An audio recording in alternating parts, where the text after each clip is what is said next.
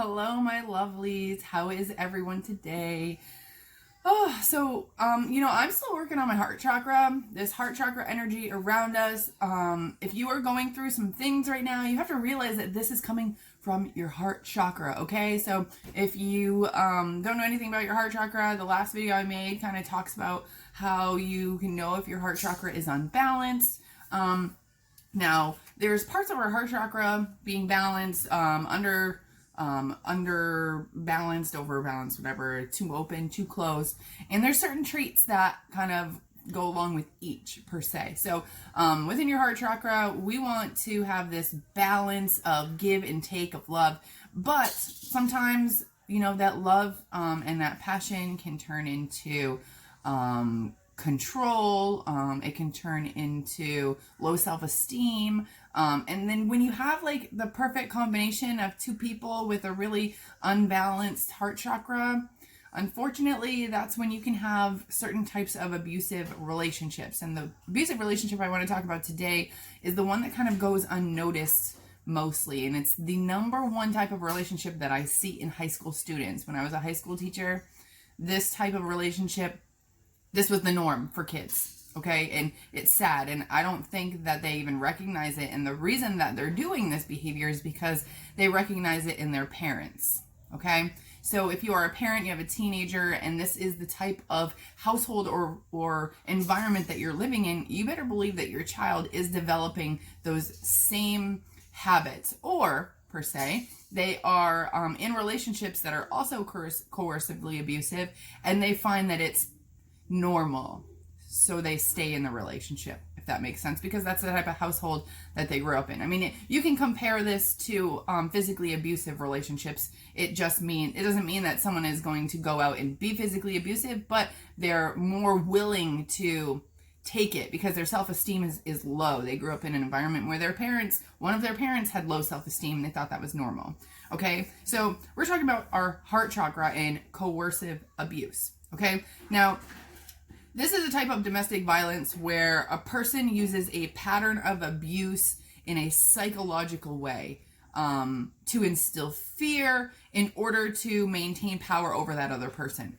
Okay, so it can be anything like maybe in the beginning of a dating cycle, someone tells you some really big lies, maybe to kind of hook you about them, whether it's money, where they live, things that they've done. Okay, they find that they have to exaggerate a little bit, and by doing this, they're trying to gain power or control over you, over your mentality in some way. Okay, so think of it this way: if you're dating someone or you're starting to date someone, and let's say they tell you they are rich, they have loads of money, okay, and in a way it makes you feel kind of secure. It makes you feel like that's something that you're not going to have to worry about, right? So, you end up getting in this relationship and you're dating for a while, and then all of a sudden you find out that this person does not have any money, okay? The reason they told that lie was to hook you, was to get you, was to maintain power or control over you. So now that you're in the relationship after, I don't know, a couple weeks, a couple months, who knows, even a year, and you find out this lie, somehow this person is going to make you the bad guy, because you were shallow enough to fall for it. And you don't want to be shallow, right? So you just zip your mouth and you just keep going on in a relationship.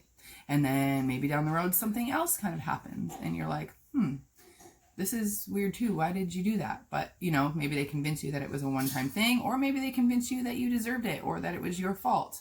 Okay? So, let's get into this, what this really is. It's not about violence. Coercive, abusive relationships, it's a slow way of brainwashing. It's basically picking away at your fundamental freedoms one by one by one by one over a long period of time. Okay? This is so psychologically ingrained in the person that's doing this to you that they may not even recognize that they're doing it. They just learn to gain power and gain control that way because that's how they witnessed their mother or their father or somebody else gain control in a relationship. Okay? So these patterns that we see in behavior and psychology, a majority of these patterns, they're not hereditary in the sense that we are passing down our genetics. They're hereditary in the sense that our behavior is being passed down. We are learning that behavior, so it's being passed down. Okay, so this is our environment. It's not, when we say nature versus nurture, it is nurture. It's not nature. We're not born with it. Okay, it's not merely being a controlling person. It's intentional use of fear. Okay, so when I say that someone might not intentionally be doing it, they are intentionally using fear to control you. But the entire situation, like if you were to step back and take a look at the whole situation, I'm going to tell you that they probably don't recognize it as a problem. Okay, now let's look at some of these signs that I've identified, or psychology has identified as being in a coercive abusive relationship. Okay, the number one is intimidation. Okay, has anybody ever used their physical size to intimidate you in a relationship? Whether that means blocking a doorway, standing over you, even if they do it in a way that they're trying to make you feel safe, like if they get in your face and tell you that they will protect you. Okay, that is intimidating. They're trying to basically show their power over you, like a dog would dominate another dog. Okay, so it's intimidation in any way, whether it's using the words, whether they make a face and they say nobody is ever gonna hurt you. Like, that is intimidating, because it's not they're not physically in front of the other person threatening them. They're threatening them in front of you.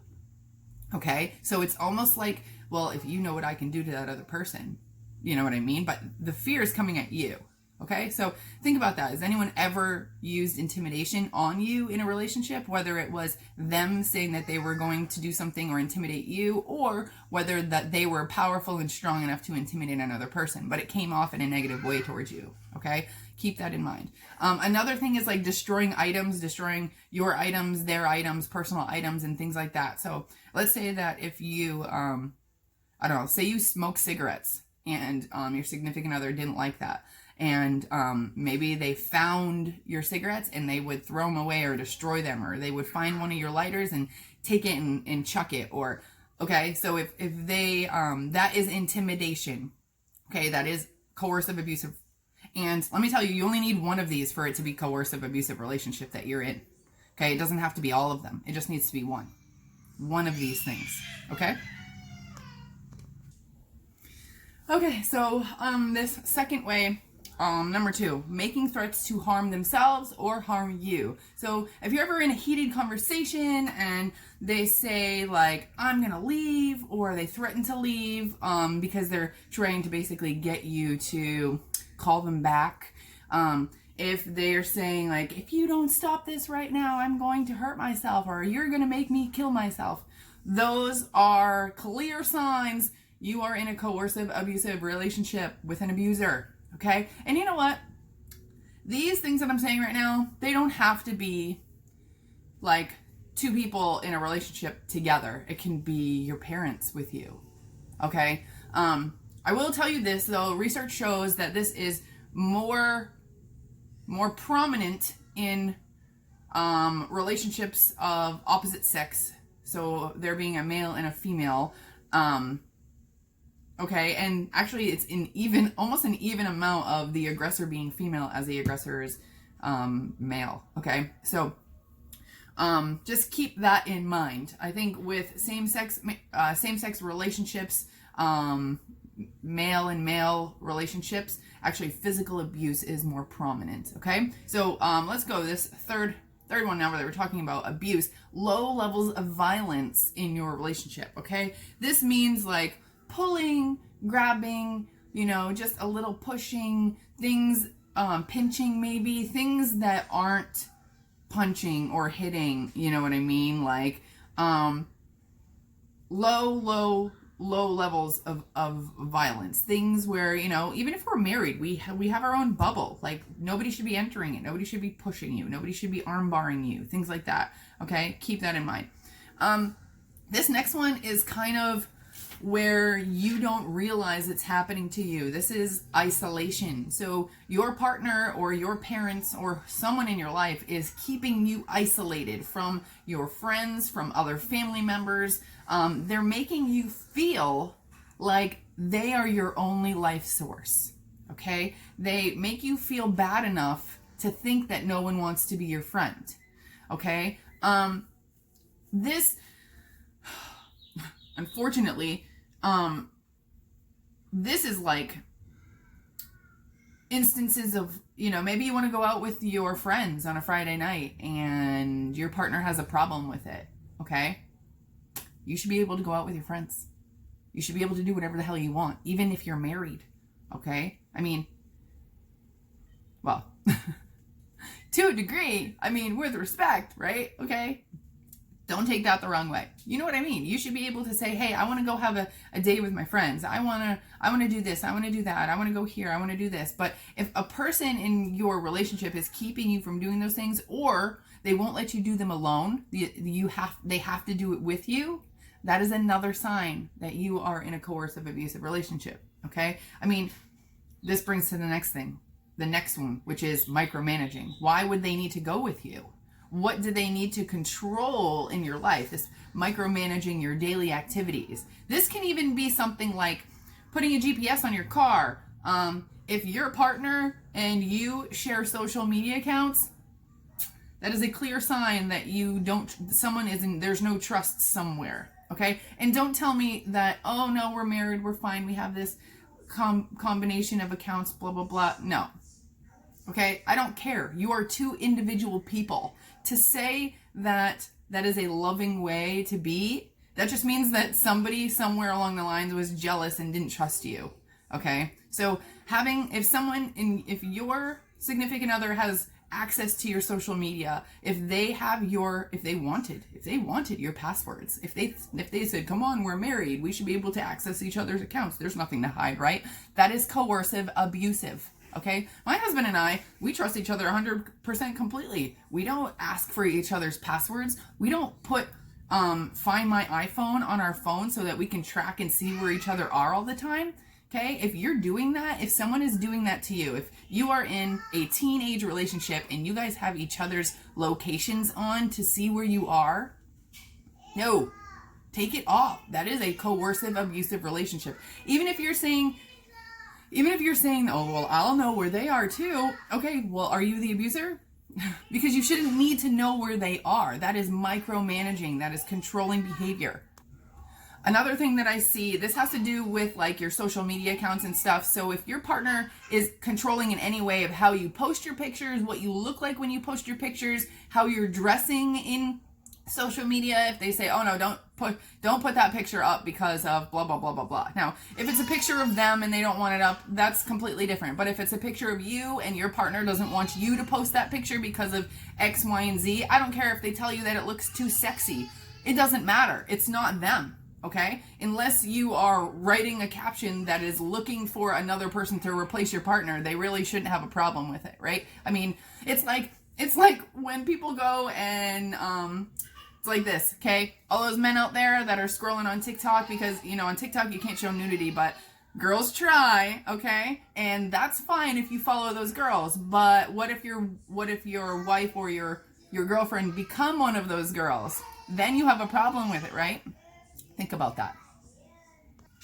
Okay, so here's a few more for you. This next one is called gaslighting, okay? So this is like, think about like a bunch of gas on the ground and you lighting a match to it. Okay? This is where the abuser must convince you that you are always wrong and they are always right. They might even get in your face and say the same thing over and over and over and over and over and over and over and over in your face until you're finally like, okay, oh my God, okay. And this is a clear sign that they are trying to control you in some way. Okay, interrupted. We got one down here eating. So let's just finish this. I was talking about gaslighting. This is basically your abuser is wanting you to acknowledge that they are right. Okay? So it's kind of it's a dominant trait of them trying to put you in your place and tell you that you're always wrong. This is a mind controlling thing. Okay. This is going to lower your self-esteem. This is kind of keeping you in that isolated place. This is just another one of those traits that you can say, holy cow, you know, is this really happening? Is this? And gaslighting is something that gets passed down. Okay. It's a behavior that gets passed down. So, it's probably likely that that was done to them when they were a kid. If it works really good on you, if you don't even recognize it, then it was probably done to you as a child as well. Okay. Here's some other areas or behaviors you should be on the lookout. If you have limited access to money, okay, even if you are married and you don't work and your spouse works, having limited access to money, I mean, if that's the arrangement that you guys had where one person stays home and one person works, technically it's both of your money. It's an arrangement. That's how it works. So if you have limited access or you have zero access and you have to ask in order to spend money, and maybe you're fearful of asking, hold on, babe. Maybe you are always told no. Maybe they question why you want to spend the money and you have to justify it to them. Okay, that is someone holding control over you. All right, so please recognize that. Because of a lot of relationships, a lot of abusers are able to keep their partner in that abusive cycle, in that abusive relationship when it comes to money, because, you know, that's the first thing that people think of when they say, oh, I got to get out of this relationship, is how am I going to financially afford to do this? Especially if I wasn't the one making the money. Okay. It's all mental mind control. By the way, you can do it. You can get a job. There are places, there are people. You can come stay with me. I don't give a shit. Okay. All right. We're done that one. Next. Okay. Reinforcing gender roles. This is kind of why I said that there is a yin and a yang energy in this type of abusive relationship. Reinforcing gender roles. Okay. Telling a man that he has to work and he should be a man and that he has to make the money, and that is coercive abuse. Telling a woman that she should stay home and she needs to clean and dinner needs to be on the table when I get home from work, that is coercive abuse. Okay, it works both ways. Now, have you ever had this happen to you? This is another way, coercive abuse. Have you ever had your children turned against you?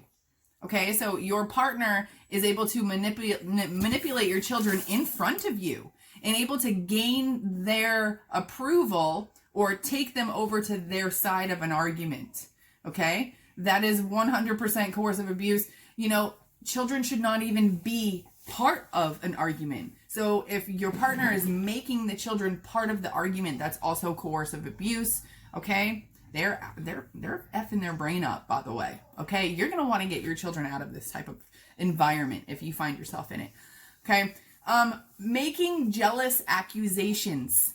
Okay. So if someone is making accusations to you, even if that's the way, think about it and be like, well, I don't trust you on this app, so I want access to your app.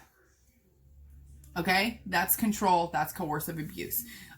If they say that they think that you are cheating and you're like, I barely even ever get to go out, that's coercive abuse. By the way, that's also mirroring, so they're probably cheating on you. Okay. This last one.